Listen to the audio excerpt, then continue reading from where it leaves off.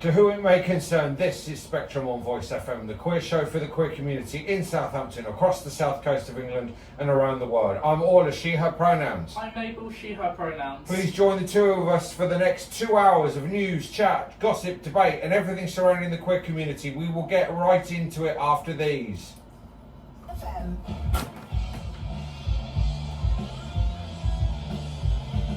Going live.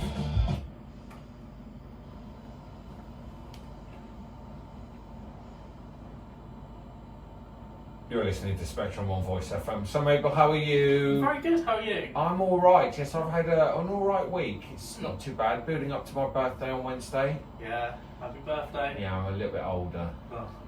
How is your house hunting going? I think we've made a breakthrough. I viewed a few places this week. I've been viewing like 2-3 places a week for almost the past 6 months now. So I think I might have found the one.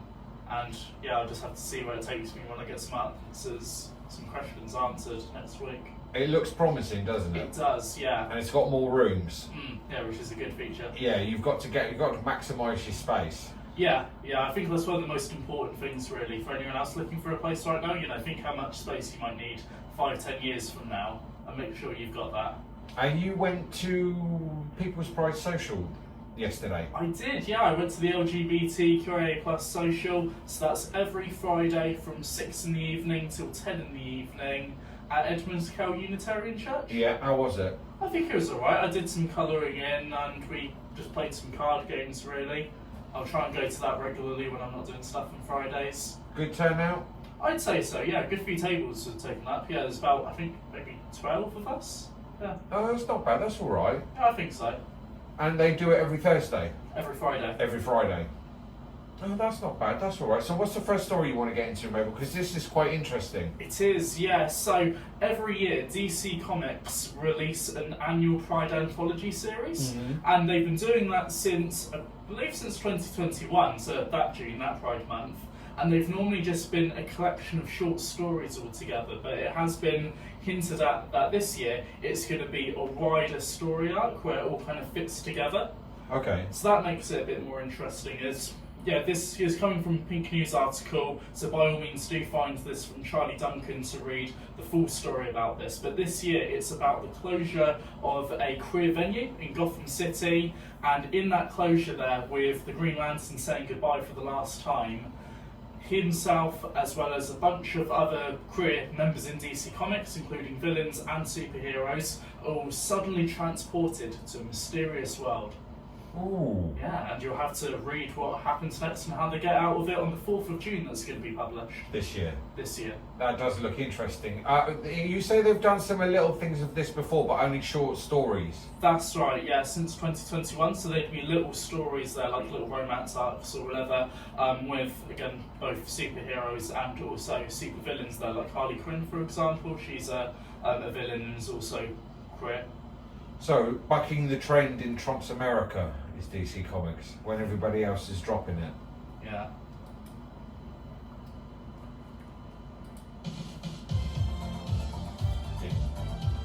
Mouse wasn't lined up.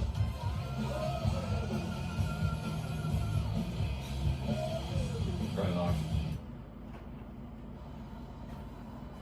You're listening to Spectrum on Voice FM. So Mabel, we have some good news from the States for now. We do, yes. Some rare good news from the United States right now. So in North Dakota, there was a bill that passed going to the House of Representatives to the Senate, but from there it has now been rejected. So what this ruling was it was attempting to overrule the Obergefell versus Hodges ruling in 2015, which legalised same-sex marriage across the United States. They're accused of it of being arbitrary, overreaching, and not actually defining marriage properly. But thankfully, again, what would have made same-sex marriage illegal again was defeated. And it wasn't just defeated by a couple of votes, it was defeated 16 to 31.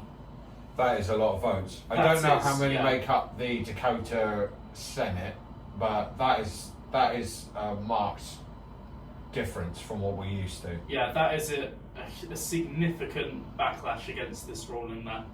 I think this is fantastic, but this is only a stopgap.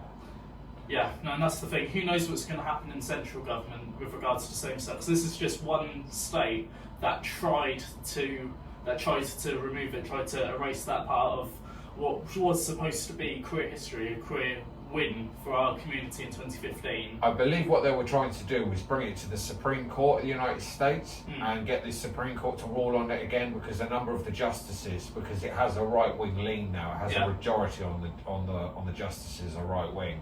They have already stated in private and public that they want to look at it again. So this looked like it was an attempt by North Dakota to push that onto the Supreme Court to get them to decide it early on in Trump's presidency. Yeah.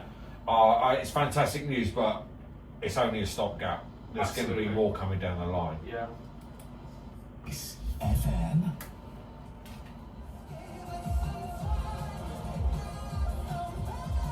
Going live. You're listening to Spectrum or Voice FM. So, a particular radio station, which is popular with some people, there has been an article on LBC's website. Basically, it says that when doctors transition, their medical history is wiped. This is untrue. So this is doctors who transition. Yeah. And the article basically said that, I think it was the Medical Council, British Medical Council, GMC. yeah, were wiping their records and hiding their previous work. No, they're not. No. So the Medical Council came out and said, no, we don't. We just changed their medical number. It doesn't scrub their history. We just give them a new medical number to fit their new expression. So if there's previous incidents, whether that be phoning a patient or, harassment or stuff like that, it's not wiped.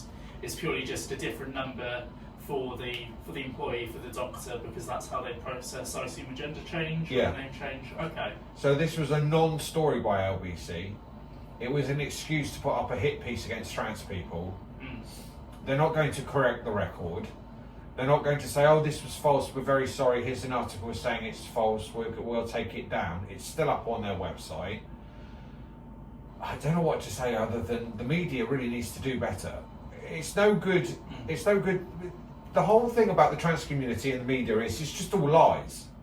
There's a lot of villainy, isn't there? I've been looking at the article in front of me there. It's still there, of course, and it comes from the Dr. Upton case right now, the tribunal between a Dr. Beth, I believe it is, Upton, and a Ms. Cunningham, who is a nurse there, it's really hard to follow because there's been so many articles, but there's a tribunal as to whether her beliefs, so Ms. Cunningham's beliefs that Dr. Upton cannot use the women's changing rooms, whether that is a breach of the Equality Act, or whether it's a larger or smaller breach for Dr. Upton to not be allowed to take it as someone who has reassigned gender.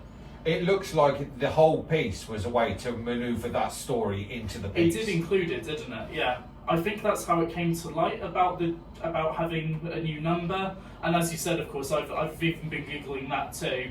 And there's several articles now, I think originating from this LBC one, saying that doctors who have done wrongdoing, if they transition, if they change their gender, they can get their public records erased.